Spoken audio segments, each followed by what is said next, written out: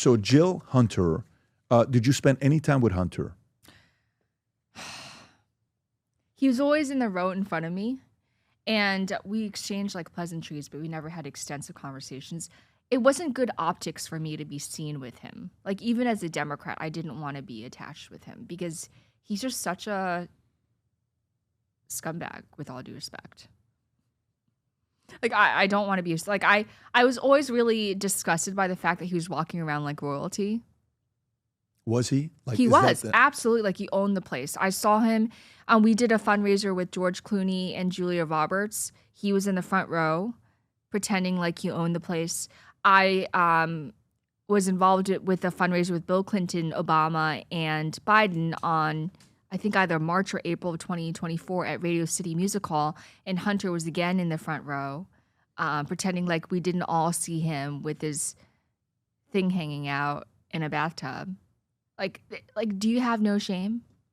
I would never want to show my face in public again if that happened to me. You have to be very shameless to be able to do that and reappear as if nothing happened. And like nothing happened, and he would be doing selfies with people with guests. I don't even know why anyone would want a selfie with him, to be honest. How was Obama around Hunter?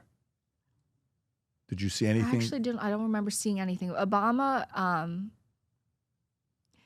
one of the biggest casualties of the 2024 election, it's Obama. I agree. Yeah, and not just in the eyes of Republicans, but in the eyes of Democratic donors, like the people who matter behind the scenes. People are so fed up with Obama, and also the Obama consultants, Obama veterans, like Jen O'Malley Dillon, who is the chair of the Harris campaign. Mm-hmm. These people make so much money. You got to remember that $500 million, which were advertising fees, went to just 4 well-connected Democratic firms, and all of them are run by Obama veterans. Wait, $500 million? $500 million. Advertising fees. Like TV ads. Like every time like when you run political ads, whoever puts it up for you gets a percentage. And so firms like, for instance, Bully Pulpit International, which is run, you've heard of them or no? Bully Pulpit? Bully Pulpit International. Yep. I haven't heard of them, but go for it. I'm listening. They're a huge Democratic firm. They're a part of Obama world. They made so much money. What's the business model on how they make money? They just create ads for you, and then they just make a shit ton of money. They make a killing. And that's where the donor money went. So ads, as in these are ad agencies. The shitty ads that didn't even work. 10 to 15% of whatever the ad spend they're doing. Exactly. It's so much money, and you know how expensive those TV ads are. So so Obama loses credibility. Would you put him at the top as a person that lost the most credibility in 2024 election? Underneath, as a Democrat. Underneath Harris and Obama, underneath Biden and Harris, yeah, absolutely.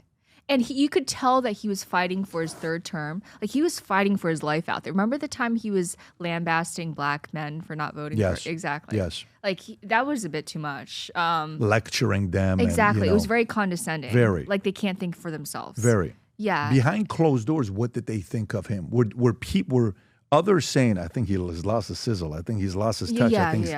After that moment, people were like, hold up. That is not the strategy. But who is saying that? Which powerful people are saying that? The donors, like the people who were funding the whole thing. They're saying, wow, so it had that big of an impact. You can hear that he never said it again. Who were some of the biggest donors? Like in this model where you desperately need the money of the donors, who owns who? The person at the top of the food chain of the Biden-Harris donor food chain is a guy named Jeff Katzenberg.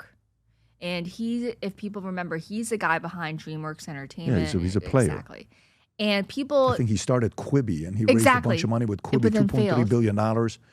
And it failed within 5 months, 6 months. It was an embarrassment. Didn't he do it with some governor? Yeah, Meg Whitman. Exactly. It was Meg Whitman and a few other people. Yeah. Right. And so the theory of the case is that he was so humiliated by that he wanted to rehabilitate his image by proving that he could play it with the big boys, that he could, be the kingmaker. And that's why he went so hard for Biden and Harris. And but you're saying as a donor, are you saying he said, I don't think Obama has it anymore? Oh, no, he wasn't. I'm just saying he's the most important donor. He's the most important Absolutely. donor. And he was the one who got the Hollywood. He was the person behind the Clooney and Julia Roberts event that I just mentioned. I don't think he mentioned the Biden stuff, but I mean like donors that you wouldn't even recognize. Like it's not even worth mentioning, but who wield tremendous influence behind the scenes saying Obama shouldn't be attacking black men. Or for instance, actually one reason why Biden was so pro-Israel is because all of his donors were pro-Israel. I remember one time it was the morning after the Radio City Music Hall event that I just told you about. A woman got up and gave this teary-eyed speech about Biden standing up for Israel and how thankful she was. And the entire room stood up and applauded her. And for all the progressives wondering why Biden supported Israel, this is why. It's because that's what the donors wanted. Hey guys, I'm so excited to be on Connect. I will answer any questions no matter what it is, whether it be politics, sex, your love life, family issues, whatever it is, I'm here for you. I want to be your friend. I want to talk with you and understand you. So please reach out. I can't wait to hear from you. Thanks so much, guys. If you enjoyed this video, you want to watch more videos like this, click here. And if you want to watch the entire podcast, click here.